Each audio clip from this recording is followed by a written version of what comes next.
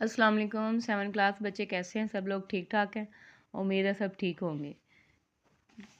ठीक है बच्चे। अच्छा जी, बिस्मिल्लाह करते हैं बेटा। आज हमने चैप्टर नंबर 3 स्टार्ट करना है 7 क्लास, इखलाक हसना। ठीक है, तो बिस्मिल्लाह करते हैं, इसकी रीडिंग करते हैं पहले। किसी ने उम्मुल मोमिनीन हज़रत आयशा रज़ियल्लाहु अन्हा से पूछा कि हजूर अनवर के इखलाक कैसे थे, तो उन्होंने कहा, क्या तुमने कुरान नहीं पढ़ा? जो कुछ कुरान में है वो हुज़ूर सल्लल्लाहु अलैहि वसल्लम के इखलाक हैं। गर्ज़ कि आपकी सारी ज़िंदगी कुरान की अमली तफसीर थी और ये भी आपका एक मौज़ा है। खुद कुरान ने इसकी शहादत दी और कहा, बेशक ए मोहम्मद सल्लल्लाहु अलैहि वसल्लम, आप हुस्न इखलाक के बहुत बड़े रुतबे पर फाइज़ हैं। ठीक है। अच्छा बेटा, ये देखें मैंने प्रोमिनेंट करके ना उम्मुल मोमिनीन कहते हैं मोमिनीन की माएँ, यानी नबी सल्लल्लाहु अलैहि वसल्लम की बीवियाँ। ठीक है। अच्छा जी, हजूर अनवर इसका मतलब है, अनवर कहते हैं रोशन को, बहुत ज़्यादा जो रोशन चीज़ होती है ना।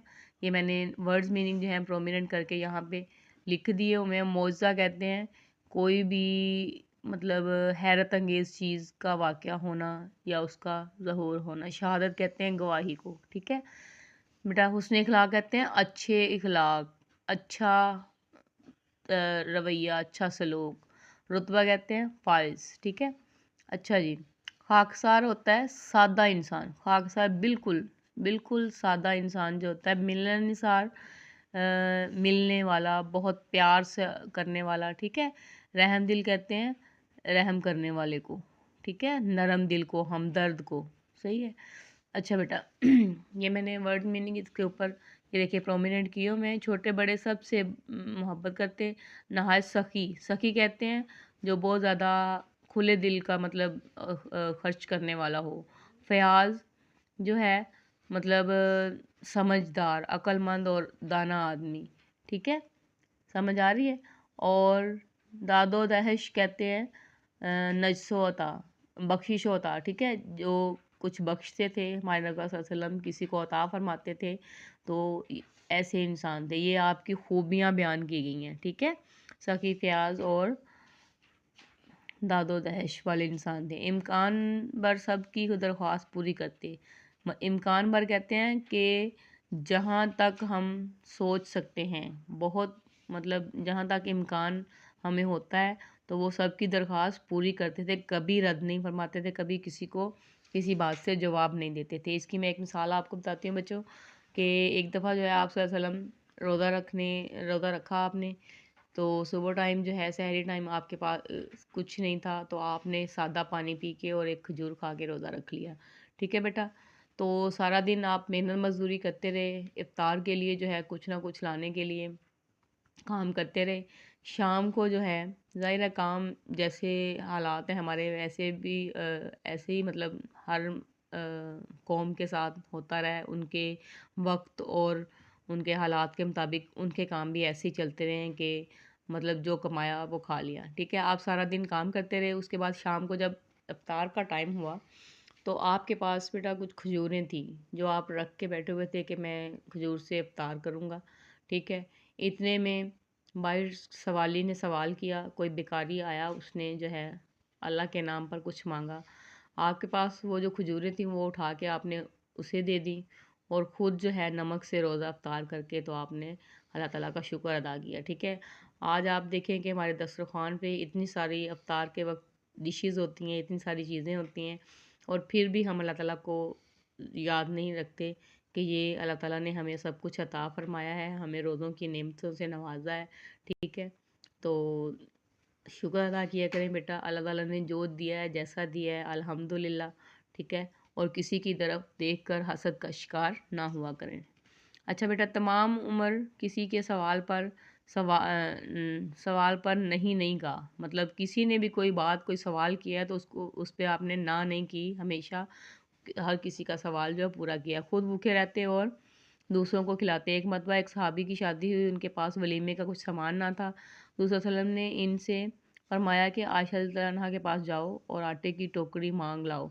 हालांकि उस आटे के सिवा शाम के लिए घर में कुछ भी ना था। ठीक है, ये देखिए अपने घर में खाने के लिए कुछ नहीं है, लेकिन आपने फिर भी हज़रत आयशा के पास भेजा उस सहाबी को, और उसने जो है वहाँ से आटे की टोकरी लाकर अपना वलीमे का जो है वो पूरा किया। ठीक है बेटा। अब देखें, फ़याज़ी और दुनिया के माल से बेताल्लुकी का आलम ये था कि घर में नकद रकम किसी किस्म की जो भी थी वो होती तो वो सब आप खैरात कर देते। ठीक है, कभी आपने जोड़ के नहीं रखा था कि ये बुरे वक्त के लिए या ऐसे, जो कुछ भी होता फ़ौरन उसको अल्लाह ताला की राह में खैरात कर देते। अक्सर घर में आराम ना फरमाते। ठीक है, घर में नहीं रहते थे आप, हमेशा अल्लाह की इबादत में मसरूफ़ रहते और सारा दिन जो है दूसरों की मदद में गुजार देते। एक बार फिदक के रईस ने 4 ऊँटों पर गल्ला भेजा। ठीक है, 4 ऊँटों के ऊपर जो गल्ला लदा हुआ होता है, आप देखें फ़र्ज़ करें कि वो कितना होगा। इसको बेचकर कर्ज़ अदा किया गया, फिर भी बच गया तो आपने कहा, जब तक कुछ भी बाकी रहेगा मैं घर में नहीं जा सकता। रात मस्जिद में बसर की। दूसरे दिन जब मालूम हुआ कि वो गल्ला तकसीम हो चुका, तब घर में तशरीफ़ ले गए। ये देखें, उन्होंने जो है 4 ऊँटों के ऊपर गल्ला था और उन्होंने उसको जो है जब तक वो अल्लाह ताला की राह में खैरात नहीं कर दिया तब तक आप घर में दाखिल नहीं हुए। अच्छा बेटा, ये देखें, आज हमने क्वेश्चन नंबर 1, 2 और 3 करने हैं। ठीक है, देखें क्वेश्चन नंबर 1, 2 और 3, 3-3 करके हम क्वेश्चन करते हैं। ये पहले ऊपर देख लें। रसूल अकरम सल्लल्लाहु अलैहि वसल्लम की सारी ज़िंदगी कुरान मजीद की क्या थी? ये देखें, अमली तफसीर थी। ये मैंने हाईलाइट कर दिया आंसर। अच्छा, फिदर के रईस ने गल्ला भेजा कितने ऊँटों पर? 4 ऊँटों पर, अभी हमने पढ़ा है। आपका फरमान है, खुदा की कसम वो मोमिन ना होगा जिसका पड़ोसी उसकी डैश से बचा हुआ ना हो, शरारतों से। ठीक है, आप फसल का मेवा सबसे पहले अता फरमाते किसको? कम उम्र बच्चों को सबसे पहले देते, कोई नई फसल आती तो।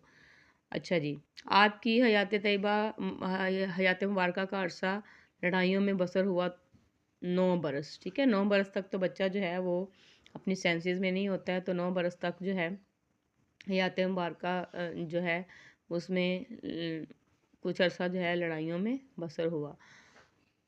हज़रत अबू अयूब अंसारी, ये देखें इधर आएगा, हज़रत अबू अयूब अंसारी को आपके घर आने की खबर हुई तो वो बाग से जाकर खजूरों का एक खोशा तोड़ लाए।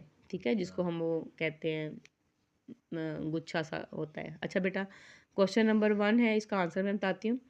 किससे पूछा गया कि हुज़ूर अकरम सल्लल्लाहु अलैहि वसल्लम के अखलाक कैसे हैं? किससे पूछा था? ये देखें, पहली ही लाइन में उम्मुल मोमिनीन हज़रत आयशा रज़ियल्लाहु अन्हा से। ठीक है, ये देखें, ये इसका आंसर है। उम्मुल मोमिनीन हज़रत आयशा रज़ियल्लाहु अन्हा से पूछा कि हुज़ूर सल्लल्लाहु अलैहि वसल्लम के अखलाक कैसे हैं। ठीक है, आप हज़रत आयशा का नाम आपने इधर राइट करना है, उनसे पूछा गया। ठीक है, अच्छा, आपके घर के किस नौइयत के आप घर के किस नौइयत के काम जो हैं उनको आर नहीं समझते थे? आप किसी भी काम को, किसी भी तरह का काम होता था, आप उसको आर नहीं समझते थे। ये देखें, घर के काम काज भी जो हैं अपने हाथों से करते, अपने फटे पुराने कपड़े भी सी लेते। ठीक है, अपने जूते भी खुद मरम्मत कर लेते, बकरियों का दूध भी दो लेते।